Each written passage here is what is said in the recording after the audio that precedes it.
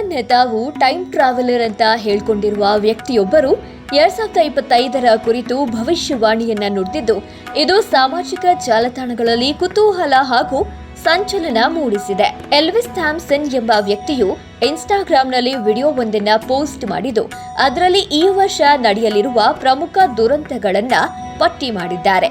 ಜೊತೆಗೆ ಅವುಗಳು ಯಾವಾಗ ಸಂಭವಿಸುತ್ತೆ ಎಂಬ 5 ನಿರ್ದಿಷ್ಟ ದಿನಾಂಕಗಳನ್ನು ನೀಡಿದ್ದಾರೆ. ಅವರ ಈ ವಿಡಿಯೋ ವೈರಲ್ ಆಗಿದ್ದು, ಲಕ್ಷಾಂತರ ವೀಕ್ಷಣೆಗಳನ್ನು ಪಡೆದಿದ್ದು, ಸಾವಿರಾರು ಮಂದಿ ಪ್ರತಿಕ್ರಿಯೆ ನೀಡಲು ಆರಂಭಿಸಿದ್ದಾರೆ.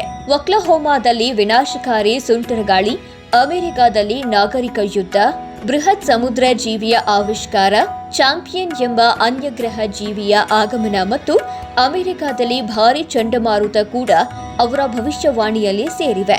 ನಾನು ಭವಿಷ್ಯಕ್ಕೆ ಪ್ರಯಾಣಿಸಿದ್ದೀನಿ ಅಂತ ಹೇಳ್ಕೊಂಡಿರುವ ಥಾಮ್ಸನ್ ಇದೇ ವರ್ಷದ ಏಪ್ರಿಲ್ 6ರಂದು ಗಂಟೆಗೆ 1046 ಕಿಲೋಮೀಟರ್ ವೇಗದ ಗಾಳಿಯೊಂದಿಗೆ ಭಾರೀ ಸುಂಟರಗಾಳಿಯೊಂದು ಅಮೆರಿಕಾದ ಒಕ್ಲಹೋಮಾವನ್ನ ನಾಶಪಡಿಸಲಿದೆ ಅಂತ ಹೇಳಿದ್ದಾರೆ.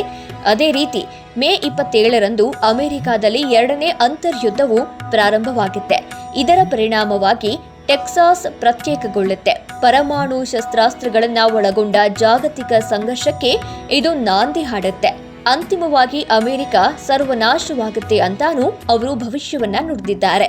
ಸೆಪ್ಟೆಂಬರ್ 1ರಂದು ಚಾಂಪಿಯನ್ ಎಂಬ ಹೆಸರಿನ ಅನ್ಯಗ್ರಹ ಜೀವಿಯೊಂದು 12,000 ಮಾನವರನ್ನ ಹೊತ್ತು ಮತ್ತೊಂದು ಜನವಸತಿ ಗ್ರಹಕ್ಕೆ ಸಾಗಿಸಲಿದೆ. ಈ 12,000 ಜನರ ಸುರಕ್ಷತೆಗಾಗಿಯೇ ಚಾಂಪಿಯನ್ ಈ ಕಾರ್ಯವೆಸಗಲಿದೆ ಅಂತಾನೂ ಥಾಮ್ಸನ್ ಹೇಳಿದ್ದಾರೆ. ಇದೇ ವೇಳೆ ಭೂಮಿಗೆ ಹಾನಿ ಮಾಡುವ ಉದ್ದೇಶ ಹೊಂದಿರುವಂತಹ ಅನ್ಯಗ್ರಹ ಜೀವಿಗಳ ಬಗ್ಗೆಯೂ ಅವರು ಉಲ್ಲೇಖಿಸಿದ್ದಾರೆ. ಇನ್ನು ಸೆಪ್ಟೆಂಬರ್ 19ರಂದು ಅಮೆರಿಕದ ಪೂರ್ವ ಕರಾವಳಿಗೆ ಭಾರೀ ಚಂಡಮಾರುತವೊಂದು ಅಪ್ಪಳಿಸಲಿದೆ ಅಂತಾನೂ ಅವರು ಹೇಳಿದ್ದಾರೆ. ಕೊನೆಯದಾಗಿ ನವೆಂಬರ್ 3ರಂದು ಪೆಸಿಫಿಕ್ ಮಹಾಸಾಗರದಲ್ಲಿ ನೀಲಿ ತಿಮಿಂಗಿಲಕ್ಕಿಂತ 6 ಪಟ್ಟು ಗಾತ್ರದ ಸೆರೆನ್ ಕ್ರೌನ್ ಎಂಬ ಹೆಸರಿನ ಬೃಹತ್ ಸಮುದ್ರ ಜೀವಿಯೊಂದನ್ನ ಪತ್ತೆ ಹಚ್ಚಲಾಗುವುದು ಅಂತಾನೂ ಅವರು ಹೇಳಿದ್ದಾರೆ. ಇನ್ಸ್ಟಾಗ್ರಾಂನಲ್ಲಿ ಥಾಮ್ಸನ್ ಅವರ ಈ ವಿಡಿಯೋ 2.60 ಕೋಟಿಗೂ ಹೆಚ್ಚು ವೀಕ್ಷಣೆಗಳನ್ನ ಗಳಿಸಿದೆ. ಕಾಮೆಂಟ್ ವಿಭಾಗದಲ್ಲಿ ಕೆಲವರು ಈ ಭವಿಷ್ಯವಾಣಿ ಕುರಿತು ಅನುಮಾನ ವ್ಯಕ್ತಪಡಿಸಿದ್ದಾರೆ ಮತ್ತು ಕೆಲವರು ಸ್ವಯಂ ಘೋಷಿತ ಟೈಮ್ ಟ್ರಾವೆಲರ್ ಭವಿಷ್ಯದಲ್ಲಿ ಇದ್ದುಕೊಂಡೇ ಮುಂದಿನ ವಾರದ ಲಾಟರಿ ಸಂಖ್ಯೆಗಳನ್ನ ಪಡಿಬೇಕಾಗಿತ್ತು ಅಂತ ಜೋಕ್ ಮಾಡಿದ್ದಾರೆ. ನಾನು ಈ ವಿಡಿಯೋವನ್ನ ಸೇವ್ ಮಾಡಿಟ್ಕೊಳ್ತೀನಿ.